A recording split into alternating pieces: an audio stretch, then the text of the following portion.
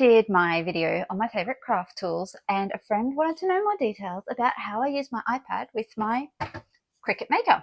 And so I thought it'd be fun to do a video today to show you exactly how I do that and take you along for some projects I've done recently. So some of the ways I use my iPad: I have made cake toppers using my iPad with Procreate.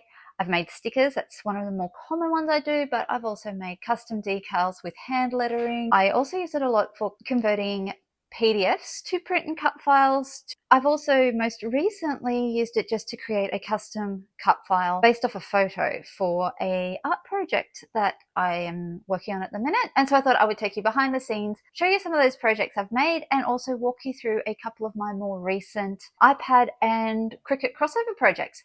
So let's take a look. So this is a cake topper that I made early last year.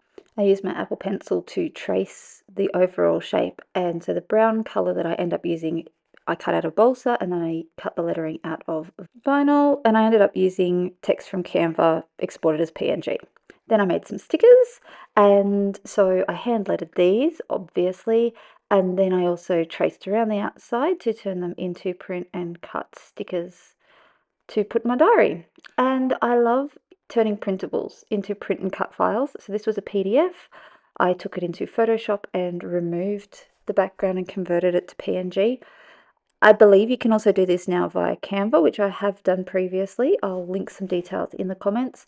So I removed the background and then I've brought it into Procreate, and I just simply use my pencil to trace around the outside to give it just a little bump.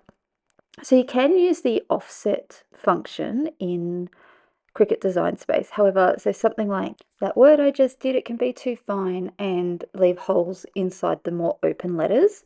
And so if something's a little bit more delicate, I do tend to like doing it this way. And also where they're overlapping quite closely, like those ones I've just done, the offset can get too close, or these words that I'm doing now, the offset won't actually fill in these gaps behind the words where they're supposed to be white, and it's actually been accidentally removed. So the pencil lets me do that. So it's probably not necessarily the most efficient way, but it works for me, and I found it to be the most consistent way to get the results I want with the print and cut. And then I can control exactly how far I want to go over, whether I want it sharp or following the lines. And it just fills everything in nicely. And sometimes, so particularly say with these butterflies, when I was doing them, I was finding when I filled in the tracing, there was little spots inside the butterfly that I hadn't realized were supposed to be white and had gotten removed when I removed the background. And so by doing it in this way, I was able to fill in those little bits in the background and yeah, make sure I didn't get any weird cuts and bumps in the middle of my butterflies when I put it through my Cricut. So unlike this piece that I've just done, it wouldn't have done well with offset function, and it also means I can erase additional items that I don't necessarily want. And so you can see I don't want to cut the titles and the references up the top, then they're nothing I'm going to use. So I can erase all of those. And I have tried using the offset with some of these, and one thing that I have noticed that this option gives me more control in is where pieces are really close together. Trying to get the offset correct can actually cause problems with elements overlapping and cutting together instead of cutting separately. So doing it this way gives me that little bit of extra control, and I can adjust how far out it comes per element. It's not just locked into the same distance of every element on the page. And so then I just exported these as PNG and uploaded them directly to Design Space. So the PNG means I've got that transparent background. I picked that bottom option, which is like multicolor or something, as print and cut, fiddled with it to get the size right and make sure it fits within the bleed cuts, and then sent it off to print. And once I checked it was all good, I was able to pop it onto my mat and get it cutting. Being a print and cut, I wish it was this fast, but because there's a lot of detail, it did take just slightly longer than this. And then the fun part, peeling it off. I do need a new blade, so some parts didn't quite cut properly, but it was so satisfying to peel off and then have a little page full of elements ready for me to use in my journaling. They're just so nice and neat and smooth and much easier than hand cutting it. Probably not quicker though, but it's fun.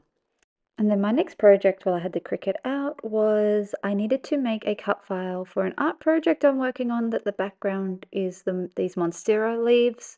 Plan A failed, so this is plan B.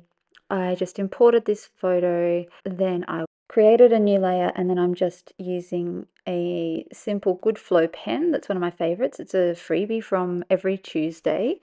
And I'm just tracing around the outside, and then I'll fill that. And then same thing, I can turn off the photo in the background and export it as a PNG. And then I can just simply pop over to Design Space and open it up. And then I can import it as a single layer file in this instance because I just want to do cut and add it to my canvas. I ended up changing the size of two of the duplicates. So I had a range of sizes, and yeah, that's how I created my custom Monstera leaf, and then I was able to get it cutting. So after I clicked the make button and it took me to the matte layout section, I then took a look at how my paper was laid out on my page and rearranged the leaves to fit better. I could have used Snap Matte, but my craft room isn't really bright enough and I couldn't be bothered. To be honest, it was just as easy to do this. I wasn't looking for precision in this particular cut, so I was able to line up the lines on the mat. And then it was just a matter of clicking through, picking my material, loading my mat, clicking go, and then realizing I'd actually powered through far too fast and didn't read what it was telling me. And so it spat it back out at me and told me to change my blade. I've chosen tissue paper because I'm using kite paper for this. So it actually needs the rotary cutter, not the fine point blade. So quickly changed that. And then I was good to get cutting.